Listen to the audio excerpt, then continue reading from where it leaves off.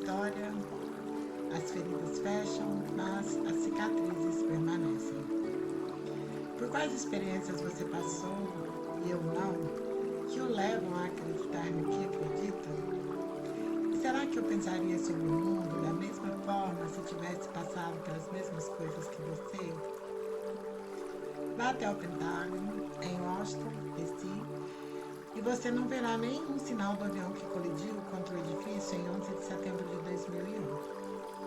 Mas siga 3 minutos pela mesma rua, até o aeroporto nacional Reagan, e as cicatrizes do atentado estarão por toda parte. Tire os sapatos, tire a jaqueta, tire o cinto, tire a pasta de dente, mãos para cima, esvazie a garrafa d'água ao passar pela segurança. Eis um tema comum em nosso modo de pensar. As feridas fecham, mas as cicatrizes permanecem. Quantas vezes não vimos a história de pessoas se adaptando e reconstruindo suas vidas, enquanto as cicatrizes de sua aprovação perduram, mudando para sempre a forma como pensam sobre risco, recompensa, oportunidades e objetivos? Um aspecto importante do comportamento humano é que pessoas com experiências diferentes pensam de forma diferente. Seus objetivos, visão de mundo, desejos e valores são outros. Assim, os debates, em sua maioria, não são de fato discordâncias, apenas indivíduos com diferentes perspectivas conversando entre si. Deixe-me falar sobre alguns momentos na história em que o peso da experiência levou a profundas mudanças nas visões da vida. Mais de 30 milhões de pessoas, quase a população da Califórnia, morreram ao longo de 4 anos no fronte ocidental durante a Segunda Guerra. As dezenas de territórios que compunham a União Soviética representavam cerca de 10% da população mundial em 1940. Por volta de 1945, quase 14% dessas pessoas estavam mortas. 70 mil vilarejos ficaram completamente destruídos. Segundo alguns relatos, ossos, balas e bombas atualmente ainda podem ser encontrados na região, mas a maior parte dos danos físicos da guerra foi removida até 1960. As indústrias foram reconstruídas, as pessoas se reorganizaram, a população total ultrapassou seu nível anterior à guerra menos de uma década após o fim do conflito. A tendência foi mais notável no Japão, cuja economia se abriu para os mercados globais no pós-guerra. Em 1946, o país produzia alimentos suficiente para proporcionar apenas 1.500 calorias diárias a seu povo. Em 1960, a economia japonesa estava entre as de crescimento mais acelerado do mundo. Seu PIB aumentou de 91 bilhões de dólares em 1965 para 1,1 trilhão de dólares em 1980, com a tecnologia e a manufatura japonesa se revitalizando e ultrapassando as de qualquer outra região do mundo. O mesmo pode ser dito das recessões, as coisas são sanadas. E dos mercados, as coisas se recuperam. E dos negócios, antigos erros são esquecidos. Mas as cicatrizes permanecem. Um estudo realizado com 20 mil indivíduos de 13 países que passaram pela Segunda Guerra Mundial revelou que eles apresentavam probabilidade 3% maior de desenvolver diabetes na vida adulta e 6% maior de sofrer de depressão, bem como menor tendência a se casar e maior insatisfação geral. Em 1952, Frederick Lewis Allen escreveu sobre as pessoas que atravessaram a Grande Depressão. Elas eram consumidas por um temor constantemente à espreita de coisas ainda piores e, em muitos casos, chegaram a passar fome. Tendiam a dirigir um olhar cínico à fórmula de Horácio Alger para o sucesso. Suspeitar da opção por assumir riscos em nome da ambição. Olhar com bons olhos um emprego seguro, ainda que enfadonho, e planos de seguridade social e de aposentadoria. Elas haviam aprendido por amarga experiência a aspirar à segurança. Elas haviam aprendido por amargar a experiência a aspirar à segurança. Isso é bom recordar. Foi escrito na década de 1950, quando a economia americana crescia vertiginosamente e a taxa de desemprego conhecia uma baixa recorde de 3%. É muito fácil olhar para a história e dizer: puxa, se você tivesse aguentado firme e adotado uma visão de longo prazo, as coisas teriam entrado nos eixos e a vida teria seguido em frente. Sem perceber que mentalidades são mais difíceis de consertar que prédios e fluxos de caixa. Podemos ver e medir praticamente tudo no mundo, a não ser os humores, medos, esperanças, ressentimentos, objetivos, gatilhos emocionais e expectativas das pessoas.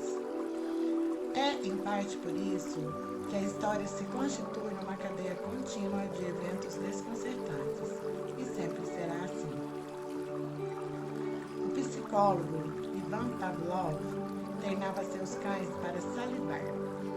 Fazia isso tocando uma sineta antes de alimentá-los. Os cães aprenderam a associar o som à refeição iminente, acionando uma resposta salivar. Os cães de Pavlov ficaram famosos por revelar aos psicólogos como funcionava a ciência do comportamento condicionado. Menos sabido é o que aconteceu aos pobres animais anos depois. Em 1924, uma grande inundação devastou Leningrado, onde Pavlov mantinha seu laboratório e canil. A água chegou às gaiolas dos cachorros. Muitos morreram. Os sobreviventes foram forçados a nadar por cerca de meio quilômetro para ficar em segurança. Pavlov mais tarde afirmou que essa foi de longe a experiência mais traumática pela qual eles passaram. Então, algo fascinante aconteceu. Os cães aparentemente esqueceram o comportamento aprendido de salivar ao som da sineta. Pavlov escreveu sobre um deles 11 dias após o recuo das águas. Após o uso da sineta, todos os reflexos condicionados remanescentes desapareceram quase por completo. O animal voltou a recusar a comida. Ficou muito inquieto e olhando continuamente para a porta. Sempre curioso, Pavlov passou meses estudando como a inundação mudara o comportamento dos cães. Muitos nunca mais foram os mesmos. Exibiam personalidade completamente diferente após o desastre, e o comportamento previamente incutido desapareceram. Ele resumiu o que aconteceu e como aquilo se aplicava aos humanos.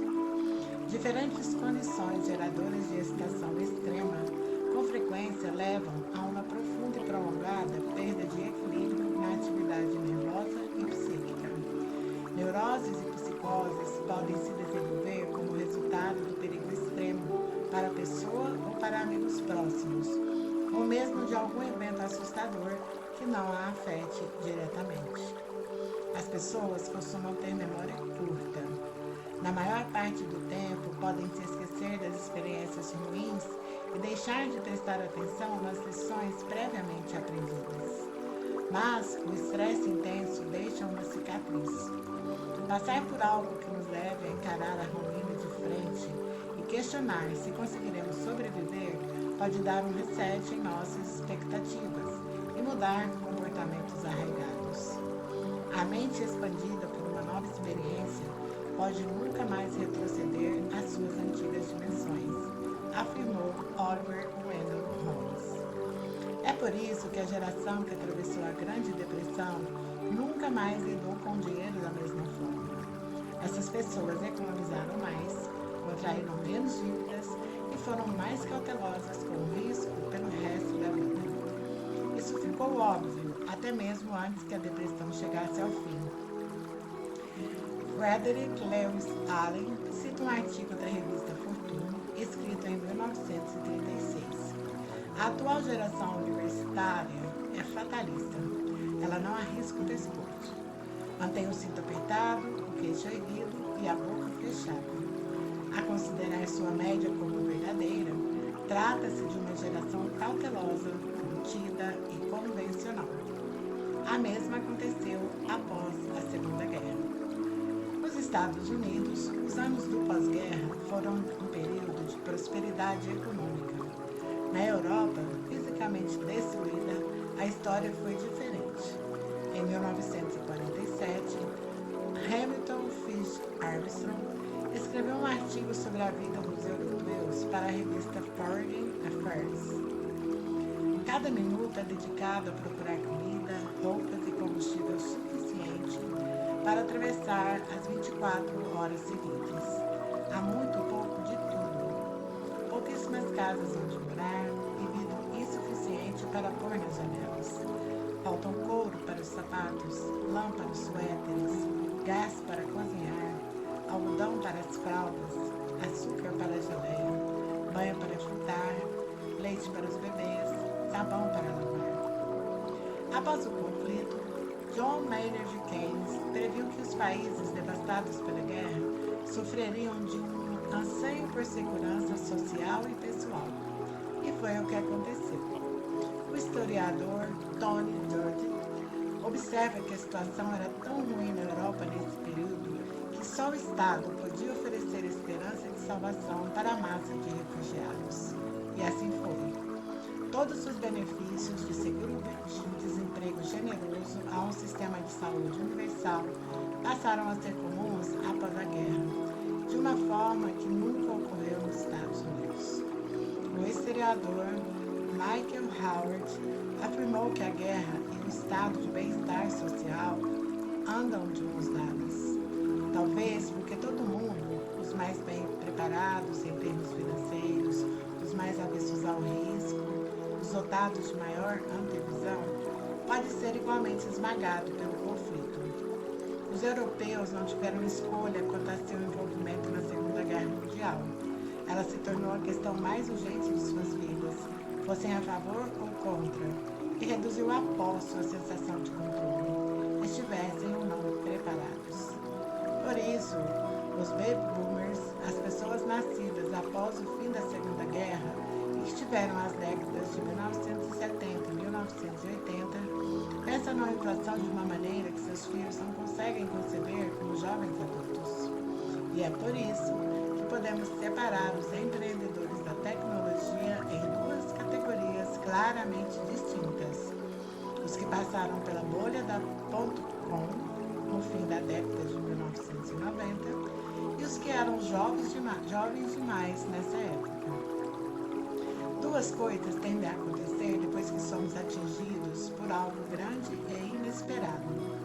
Presumimos que o que acabou de acontecer continuará acontecendo, mas com maior força e consequência.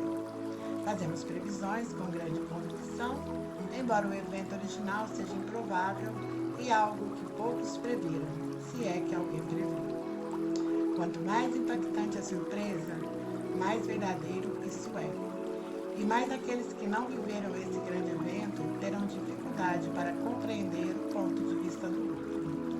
Não existe nada mais antigo do que dois lados que não concordam entre si. Pode haver infinitas razões para isso. Um dos lados pode ser egoísta, estúpido, cego, desinformado e por aí vai. Mas, em geral, a melhor pergunta a se fazer é por quais experiências a pessoa passou que a levaram a ter determinada mentalidade e qual seria a nossa visão de mundo se também tivéssemos passado por elas. Em tais questionamentos, encontramos a maioria dos motivos para as discordâncias, mas é um exame de consciência difícil de fazer. É desconfortável pensar que o que você não vivenciou poderia mudar aquilo em que você acredita, pois isso corresponde a admitir nossa ignorância. É bem mais fácil presumir que aqueles que discordam do que pensamos não fizeram uma reflexão tão profunda quanto nós. De modo que as pessoas seguirão discordando, mesmo com a explosão de acesso à informação. Na verdade, as pessoas podem discordar mais do que nunca, porque, como afirma Benedict Evans, quanto mais a internet nos expõe a novos pontos de vista, mais raiva temos de que existam opiniões diferentes. A discórdia tem menos a ver com o que as pessoas sabem do que com as coisas que vivenciaram. E como experiências são diferentes, a discórdia é constante.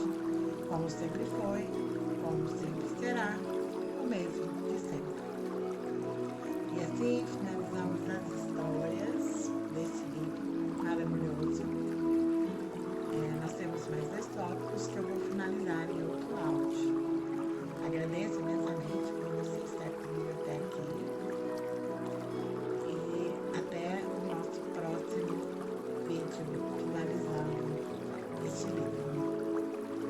Se você gostou, não deixe de se inscrever no canal, deixar o seu like, comentários e sugestões para